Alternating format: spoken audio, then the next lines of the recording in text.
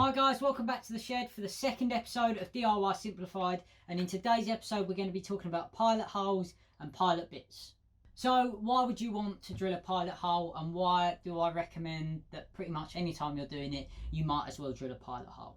So the first reason, and pretty much the most simple reason, is it just makes things a lot easier. It keeps your wood in line, so you get it in line, you can drill a hole, and your screw should then find that hole and pull everything in to where it is supposed to be. Having a countersink pilot bit really helps because it will hide the head of your screw below the top of the wood, and as well as that, it tends to, on most woods, especially when you're close to the edge, it will stop splitting.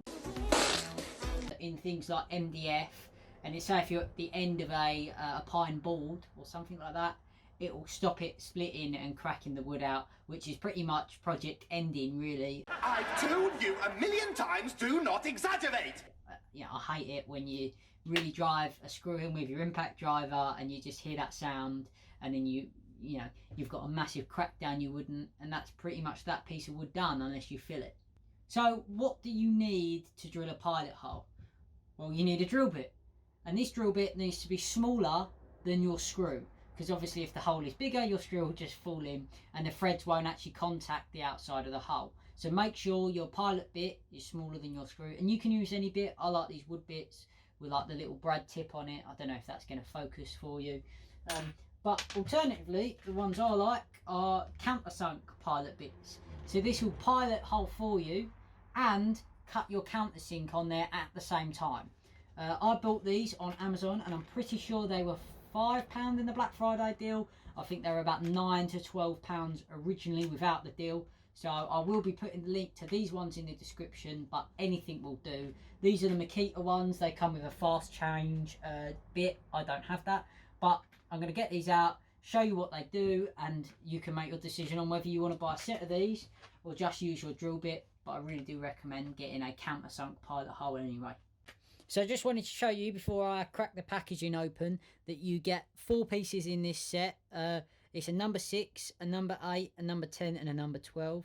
It does say that it's a fast change, and that's for their Makita fast change bits set, but I don't have that. But it will work with just any 3 chuck drill, so don't be put off. You don't have to buy the fast changing bit. It will just go in any normal drill. So got our 4 bits on the table here. It does come with an Allen key, and you can adjust what drill bit is actually in the countersink. So you can take this drill bit all the way out. I'm going to keep the one they've come in, but you can also adjust the height. But I tend to just want to keep it where they put it, because that's probably where it is best. You can chuck it up in a drill, and you're good to go. So I'm going to get a bit of wood and demonstrate what the countersink does, just for anyone that really hasn't seen it. But up until this point, it's pretty simplistic. Hopefully you understand so far. I will show you a demonstration of what they do and how that's beneficial. So I've got my bit chucked in my drill. I've got a bit of 3/4 inch ply, just like you would any hole.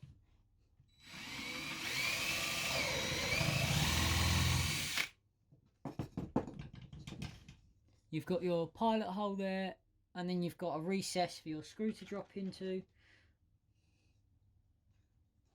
I get this and just forward that in. And now that screw is flush with well, it's just below flush with the workpiece. And you can see it's gone all the way through. I actually went into a hole that I'd already drilled.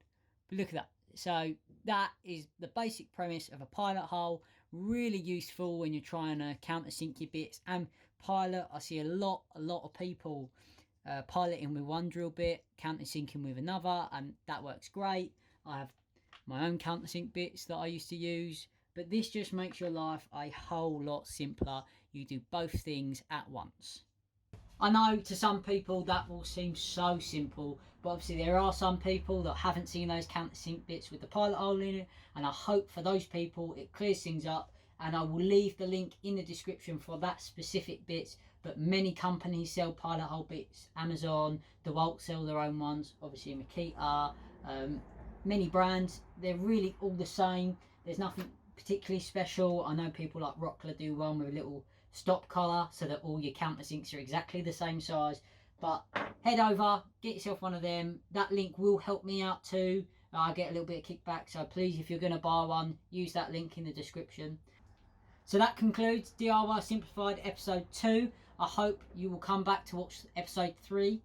That's in the pipeline. As throughout this whole series, Lumberjack Tools have been kind enough to provide me with a link/code on their website, which will be 5% off. I'll leave that right here on screen for the next 20 seconds. It's 5% off their entire website for 3 months, starting from the 1st of December, which should have been last week if I put this video out on time. Please head over there. I do get a bit of kickback from that as well. It is sort of sponsored, if you would say it like that. They have some great tools. They even have some drill bits, some countersink bits. Head over, get yourself something for Christmas. January sales, 3 months, 5%. This code right here. Thanks for watching. Please subscribe, comment and like. Really helps me out, and I hope to see you for the next video.